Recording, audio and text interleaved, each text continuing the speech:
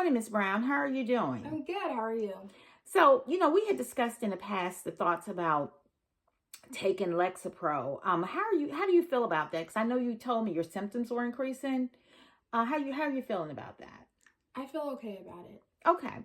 So I just wanted you to let you know that just go over a few things. Lexapro has the brand name, which is Lexapro. Then you have Escitalopram, which is the generic.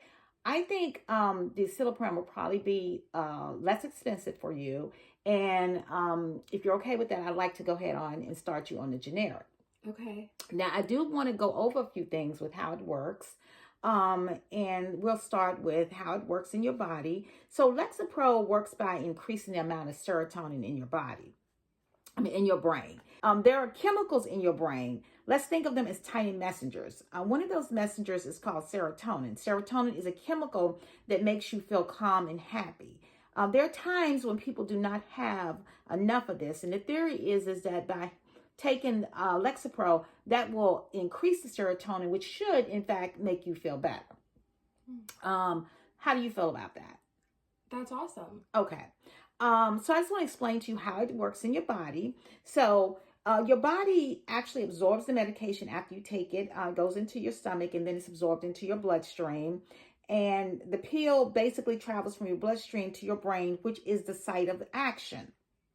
Your body gets rid of the drug when your liver breaks it down into small parts, and then your body eliminates the drug in your urine.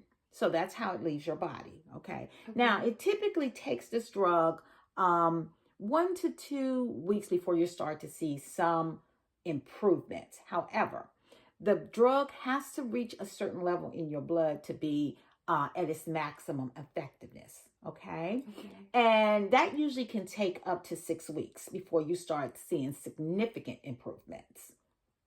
And I think this may be a good drug for you. So now there are a couple of concerns that I'd like to go over with you. Some side effects. Now, one of the major side effects, it's pretty rare, but it does happen, and it's called serotonin syndrome. Now, it can be fatal. However, how we kind of decrease some of the negativities around with that is that you will be keeping us in contact with how the drug is working. So for instance, if you start to notice that you're having increased heart rate, your blood pressure is going up, restlessness, you want to give us a call immediately. Okay. You want to leave that message immediately. Now, if you feel it's an emergency, you want to go ahead and go to the ER. But you want to definitely keep us abreast of any side effects. Now, some other side effects that you may notice is going to be headaches, fatigue. Fatigue being tired. You might feel when you first start the medication, you feel a little tired. You may not sleep as well initially. You might have some stomach upset. Your body has to have time to address to the medication. And that's important, okay? Now, some other things I want you to be aware of is you are in the age of, where people start thinking about having children and things like that. So the thing that I want you to know is that if you're not on birth control, you may want to talk to your OBGYN about getting started on some birth control, because the thing that is very, very important is going to be we want to manage this medication, especially with the pregnancy. And the reason being is that it carries a category C.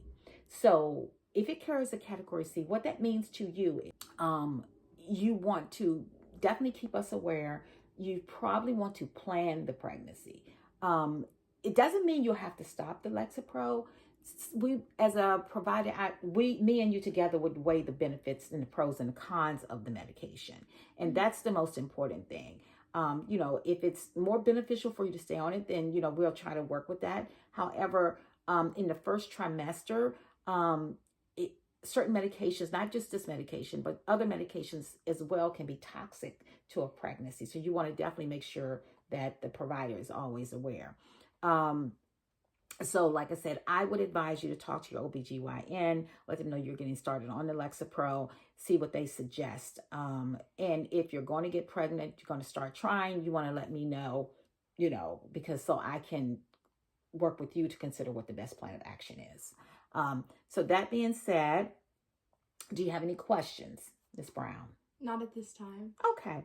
Now, I'm going to go on and explain a little bit more about the medication. So, Lexapro needs to be taken every day at the same time, if at all possible. And the reason I say this is because we're trying to get the medication to be at a certain level in your blood. And the best way to do that is to just keep taking it every day at the same time.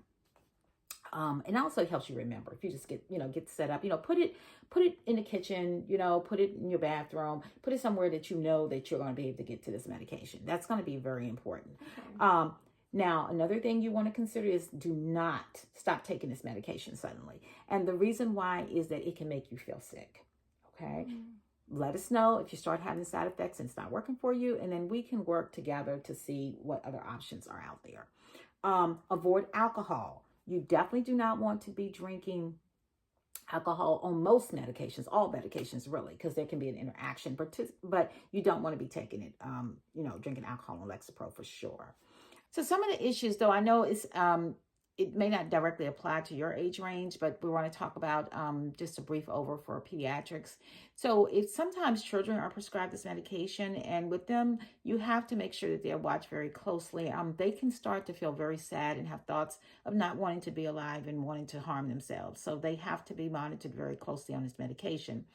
A situation for elderly people that should be noted is that elderly people, because of their system is a bit different, they don't metabolize, they metabolize a bit slower.